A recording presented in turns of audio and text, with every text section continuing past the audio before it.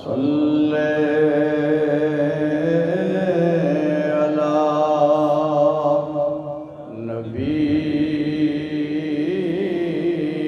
نبینا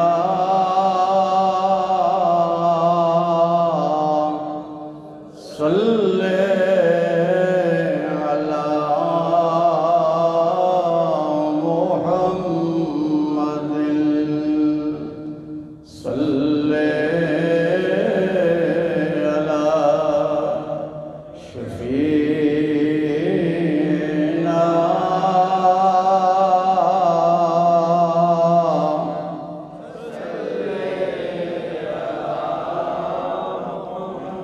بلغ العلا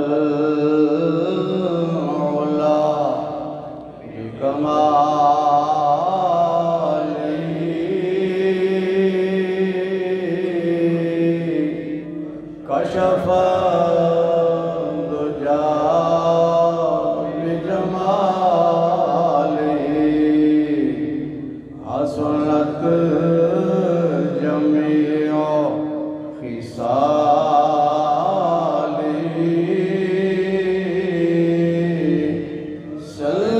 صلوا عليه وآله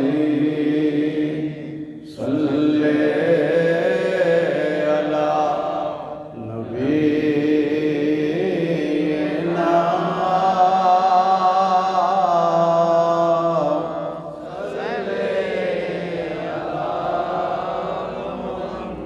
خسف القمر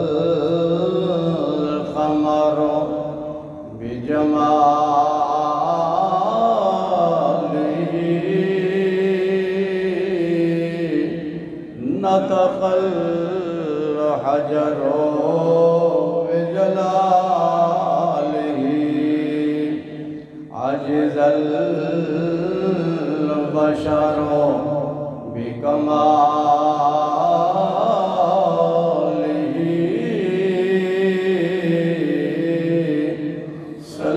صلوا عليه وآله صلی علی نبینا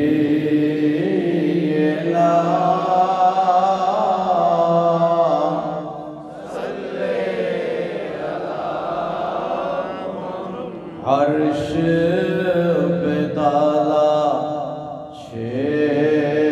چھیڑ چاڑ فرش پہ ترفع دھام کان جدھر لگائیے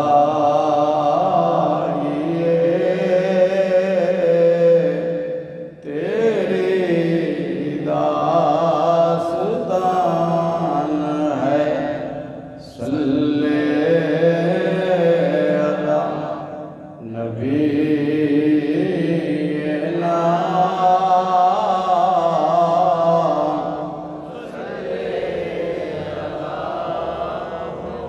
وہ کمال حسن حضور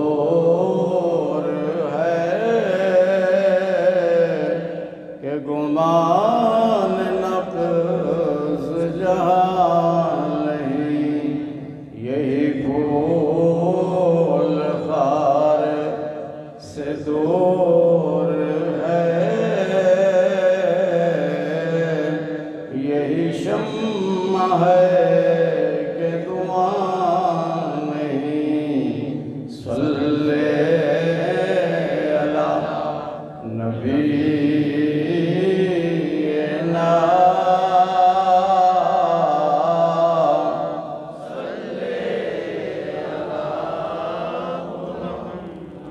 کرو مد اہل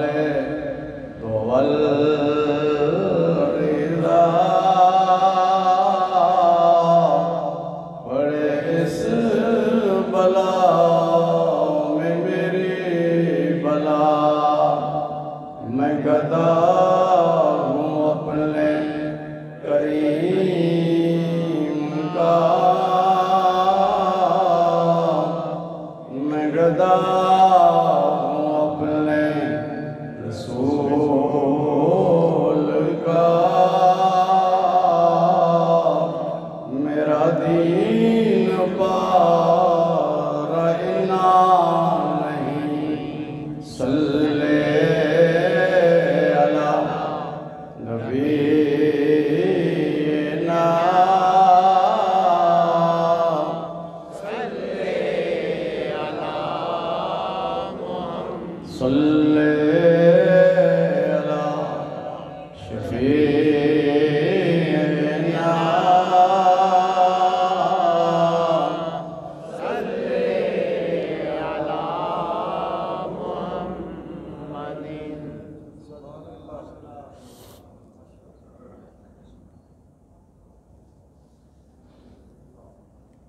بزرگوں، بھائیوں، عزیزوں،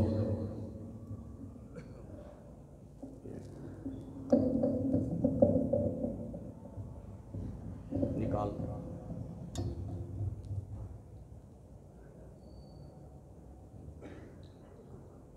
آج کی تقریر کا موضوع ہے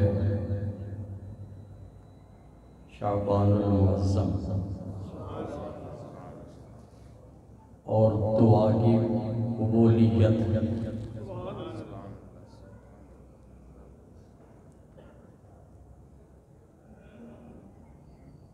آج جمعہ ہے، ہفتہ کے دن حاجی محمد ریاض صاحب کے گھر میں محفل میلاد تھی، تو اس میں اسی موضوع پہ گفتگو کی گئی۔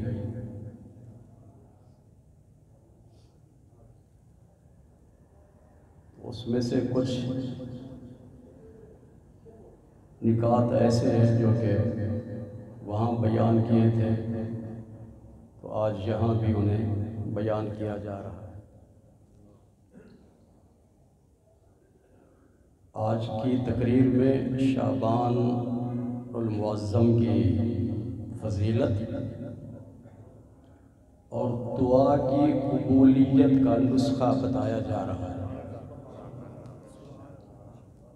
اگلے جمعہ انشاءاللہ زندگی رہی تو شب برات پہ گفتگو ہوگی، کیونکہ جمعہ کی شام کو شب برات ہے جی، ہفتے کی رات ہوگی، جمعہ کی شام ہوگی اور ہفتے کی رات ہوگی۔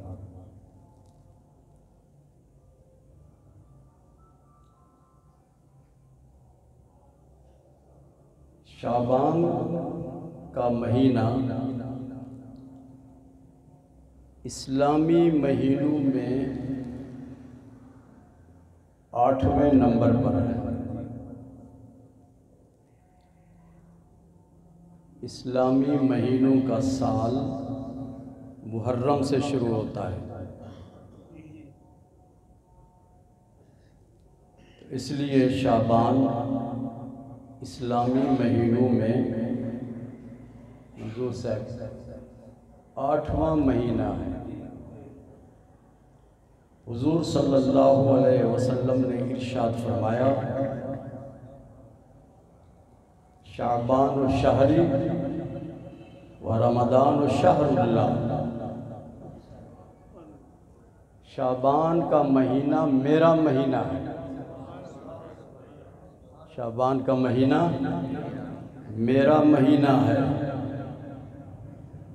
اور ماہ رمضان اللہ کا مہینہ ہے۔ اور یہ بات یاد رکھیں کہ کئی چیزیں ایسی ہوتی ہیں جنہیں نسبت کی وجہ سے عظمت ملتی ہے، جنہیں نسبت کی وجہ سے عظمت ملتی ہے۔ جیسے اگر کسی کی نسبت ہے حضرت غوث پاک رضی اللہ تعالیٰ عنہ کے ساتھ، تو وہ اپنے آپ کو قادری کہلائے گا۔ اگر اس کی نسبت ہے حضرت خواجہ معین الدین چشتی اجمیری سے، تو اپنے آپ کو چشتی کہلائے گا۔ اگر اس کی نسبت ہے حضرت خواجہ بہاؤالدین نقشبند سے، تو اپنے آپ کو نقشبندی کہلائے گا۔ اگر اس کی نسبت ہے حضرت شیخ شہاب الدین سہروردی سے، تو اپنے آپ کو سہروردی کہلائے گا۔ اور اگر اس کی نسبت ہے حضرت ابوالحسن شاذلی سے، تو اپنے آپ کو شاذلی کہلائے گا۔ اگر اس کی نسبت ہے سید احمد کبیر رفاعی سے، تو اپنے آپ کو رفاعی کہلائے گا۔ بارکیف نسبت کی وجہ سے چیز کو عظمت ملتی ہے۔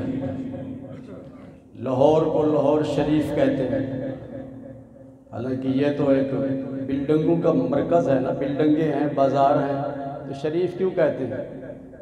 اس لیے کہتے ہیں کہ حضرت داتا صاحب سے نسبت ہے، یہ داتا کی نگری ہے۔ اور ملتان کو ملتان شریف کیوں کہتے ہیں؟ وہاں بھی تو بلڈنگیں ہیں، بازار ہیں اور اس طرح کی چیزیں ہیں، اس لیے کہ وہاں پہ اولیاء کرام کے مزار ہیں۔ حضرت غوث باولا زکریا ملتانی ہیں، حضرت شاہ رکن عالم ہیں، حضرت موسیٰ پاک شہید ہیں، اس طرح کے بزرگ وہاں پہ جلوہ گر ہیں۔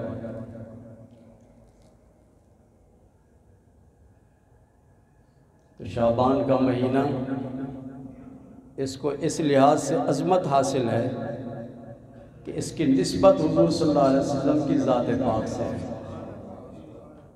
اور جس چیز کی نسبت حضور صلی اللہ علیہ وسلم کی ذات سے ہو جائے اللہ اس کو عظمت عطا کرتا ہے، اس کو بزرگی عطا فرماتا ہے، اس کی شان بلند کر دیتا ہے۔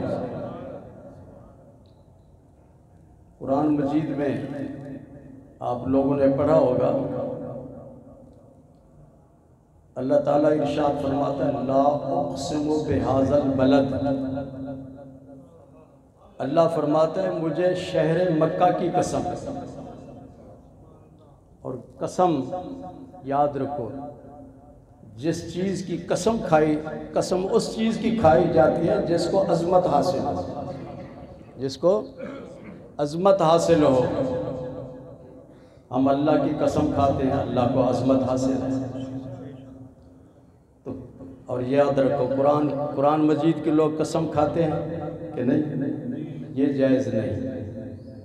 یہ بچوں کی قسم کھاتے ہیں، بچے کے سر پہ ہاتھ رکھ کے قسم کھاتے ہیں، یہ بھی جائز نہیں۔ یہ قسمیں جائز نہیں۔ قرآن مجید کی قسم کھانا جائز نہیں، حضور صلی اللہ علیہ وسلم کی قسم کھانا جائز نہیں، اپنے والد والدہ کی قسم کھانا جائز نہیں، اولاد کی قسم کھانا جائز نہیں۔ صرف قسم کھانی ہے تو صرف اللہ تعالیٰ کی، سمجھ رہے ہیں آپ؟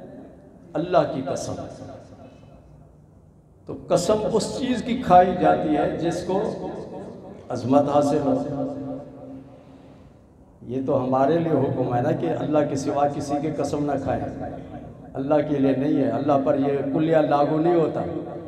اللہ ارشاد فرماتا ہے مجھے شہر مکہ کی قسم۔ جی تو سوال یہ پیدا ہوتا ہے کہ اللہ شہر مکہ کی قسم کیوں کھاتا ہے؟ کیا اس لیے کہ اس میں حجر اسود ہے؟ کیا اس لیے کہ اس میں بیت اللہ شریف ہے؟ کیا اس لیے کہ وہاں پہ مقام ابراہیم ہے؟ کیا اس لیے کہ وہاں صفا مروہ ہے؟ کیا اس لیے کہ زمزم کا کنواں ہے؟ کیا اس لیے کہ وہاں مزدلفہ ہے، مینا ہے، عرفات ہے؟ نہیں۔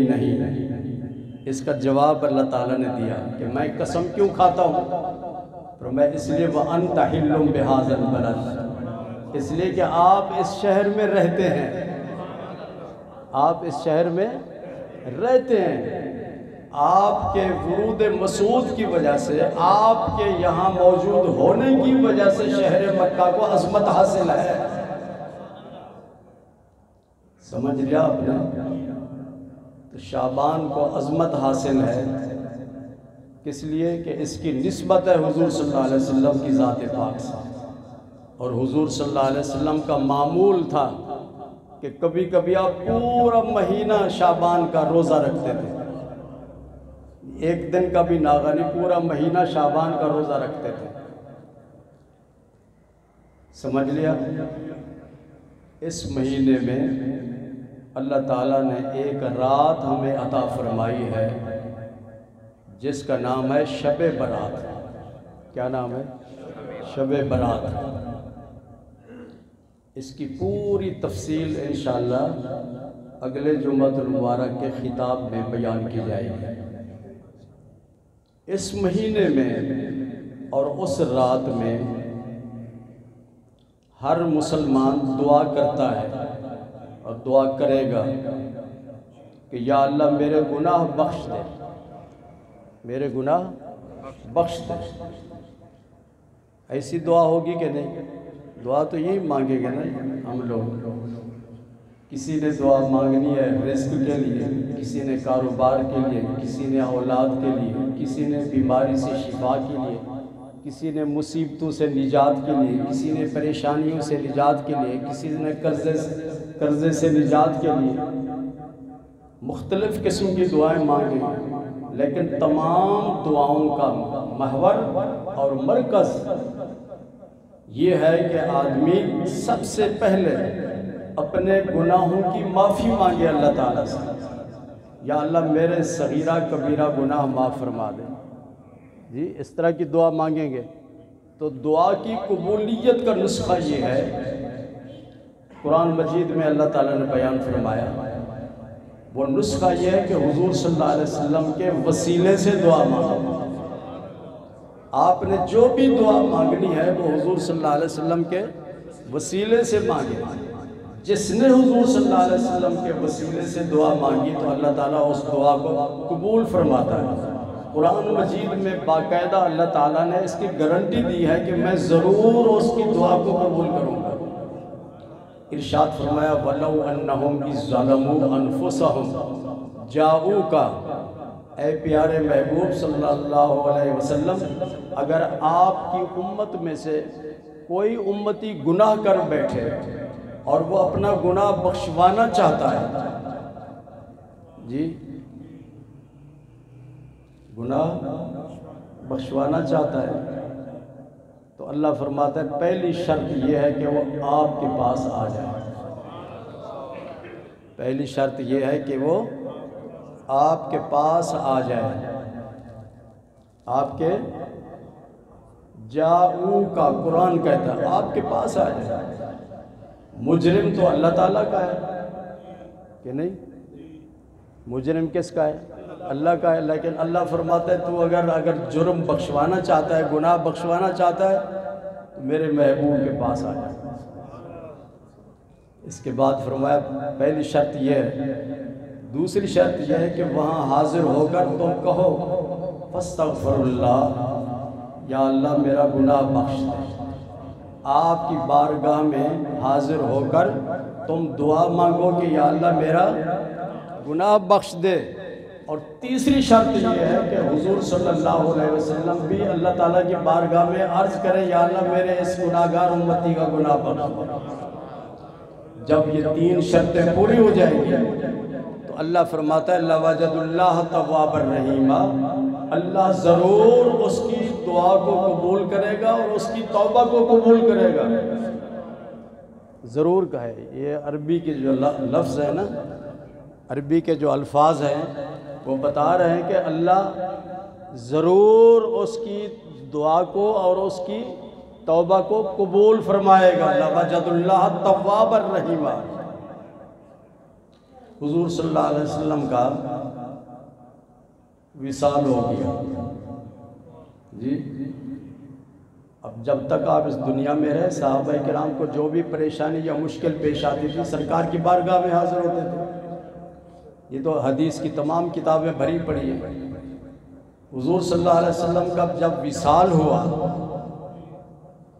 ایک دیہاتی شخص آیا، ایک دیہاتی شخص آیا جو مدینے کا رہنے والا نہیں تھا، دیہات کا رہنے والا تھا۔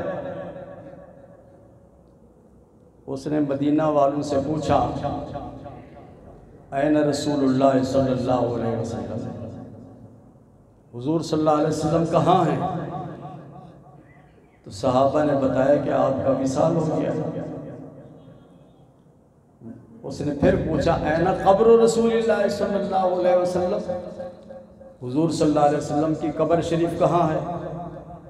تو صحابہ نے بتایا وہ شخص حضور صلی اللہ علیہ وسلم کی قبر شریف پہ حاضر ہوا اور وہاں حضرت علی کرم اللہ تعالیٰ وجہ الکریم موجود تھے۔ اور یہ جو روایت میں بیان کر رہا ہوں اس کے راوی حضرت علی کرم اللہ تعالیٰ وجہ الکریم ہے، کوئی معمولی شخصیت نہیں ہے۔ آپ فرماتے ہیں کہ وہ شخص آیا اور حضور صلی اللہ علیہ وسلم کی قبر شریف کے ساتھ لپٹ گیا، کچی قبر تھی نا، لپٹ گیا۔ لپٹنے کے بعد رو رو کر عرض کرتا ہے یا رسول اللہ میں گناہگار ہوں، اور اللہ کے حکم کی تعمیل کرتے ہوئے آپ کی خدمت میں حاضر ہو گیا۔ پھر اس نے کچھ شعر پڑھے، نفس الفداء لقبر انت ساکنہ فیہ العفاف وفیہ الجود والکرم۔ یہ شعر حضور صلی اللہ علیہ وسلم کی جالی مبارک جو ہے نا، جہاں لوگ کھڑے ہو کے سلام پیش کرتے ہیں، اس جالی مبارک پہ یہ شعر لکھا ہوا ہے، یا خیر من دفنت بالقاء اعظم فطاب بطیبہن القاء والرکم۔ اے وہ ذات جو اس قبر کے اندر جلوگر ہے، آپ کی خوشبو سے پورا علاقہ مہک رہا ہے، اور میری جان آپ کی قبر پہ قربان۔ یا رسول اللہ، میں گناہگار ہوں، گناہ بخشوانے کے لیے اللہ کے حکم کے مطابق آپ کی خدمت میں حاضر ہو گیا ہوں۔ حضرت علی کرم اللہ تعالی وجہ الکریم ارشاد فرماتے ہیں، وہ رو رو کر اپنا گناہ بخشوانے کے لیے سرکار مدینہ صلی اللہ علیہ وسلم کی بارگاہ میں عرض کر رہا تھا کہ قبر شریف سے آواز آئی۔ ایک کتاب ہے تفسیر، اس کا نام ہے قرطبی، تفسیر قرطبی، عربی میں ہے، بہت پرانی تفسیر ہے، اس کے اندر یہ روایت نقل کی گئی ہے، اور اس کے راوی حضرت علی ہیں۔ آپ ارشاد فرماتے ہیں قبر شریف سے آواز آئی۔ سہیل کہاں سے؟ آپ کو وصال فرمائے ہوئے 18 دن گزر گئے تھے، قبر شریف سے آواز آئی، فَنُودِيَ مِنَ الْقَبْرِ إِنَّهُ قَدْ غُفِرَ لَكَ۔ اے رونے والے تو نہ رو، اللہ تعالیٰ نے تیرے گناہوں کو معاف فرما دیا۔ تو دعا کی قبولیت کا بہترین نسخہ یہ ہے کہ حضور صلی اللہ علیہ وسلم کی بارگاہ میں حاضر ہو جائیں اور آپ کے وسیلے سے دعا مانگیں۔ جو بھی آپ کے وسیلے سے دعا مانگے گا، اللہ تعالیٰ اس کی دعا کو قبول فرمائے گا۔ ہم فرشتے نہیں ہیں، فرشتے گناہوں سے پاک ہیں، نبی بھی گناہوں سے پاک ہیں، ولی بھی گناہوں سے پاک ہیں، اور ہم گناہگار ہیں، مجرم ہیں۔ تو گناہ بخشوانے کے لیے اللہ تعالیٰ نے ہمیں یہ اچھا موقع عطا فرمایا کہ شعبان کے مہینے میں دن میں بھی دعا کریں اور رات کو بھی دعا کریں، اور خاص طور پر شب برات میں اللہ تبارک و تعالیٰ حضور صلی اللہ علیہ وسلم کے وسیلے سے ہمارے گناہوں کو معاف فرمائے۔ وآخر دعوانا الحمدللہ رب العالمین۔